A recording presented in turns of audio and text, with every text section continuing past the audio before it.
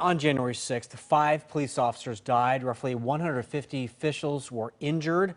4 supporters of President Trump in the crowd also died. Among the more than 800 people arrested over the past year, there were people from Oregon and Southwest Washington. Lisa Balick is live with where their cases stand and who's pleading guilty. Lisa? Yeah, we wanted to give people an update today. There were 7 Oregon men in Oregon and Southwest Washington who have been arrested and charged in the attack on the Capitol. Right now, those cases are in the federal court system. They include Jeffrey Grace from Battleground and his son Jeremy Grace from Olalla. Jeremy pleaded guilty in April to 1 count of entering and remaining in a restricted building or grounds. As part of the plea deal, federal prosecutors agreed to drop other charges.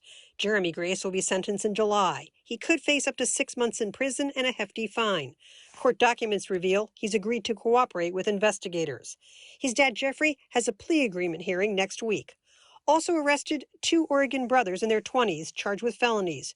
Jonathan Peter Klein of Heppner, a self-described member of the Proud Boy group, and his brother Matthew Leland Klein of Sherwood, both charged with conspiracy as well as civil disorder and destroying government property at the Capitol, accused of trying to stop or interfere with Congress certifying the presidential election and interfering with law officers. The Klein brothers accused of helping others climb a wall to enter the Capitol, and once inside, seen celebrating the breach.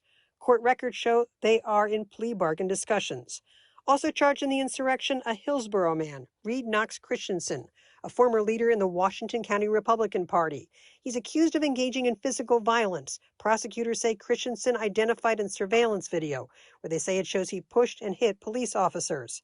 A 6th man, Mark Anthony Brew of Vancouver, arraigned on charges including entering or remaining in a restricted building without authority, disorderly conduct on Capitol grounds, and obstruction of law enforcement. The FBI saying he's seen in video grabbing a police barricade and in photos inside the Capitol. He's pleaded not guilty. Finally, Jeffrey Hubbard of Lincoln City pled not guilty to entering and remaining in a restricted building and disorderly conduct. The FBI says Capitol Police video shows him entering through a broken window and joining the mob inside. Now, as you mentioned, in just about an hour, the hearings will begin in Washington, D.C., and we expect to learn a lot more, see a lot more about what happened on that attack in the Capitol back in January of last year. Back to you. Yeah.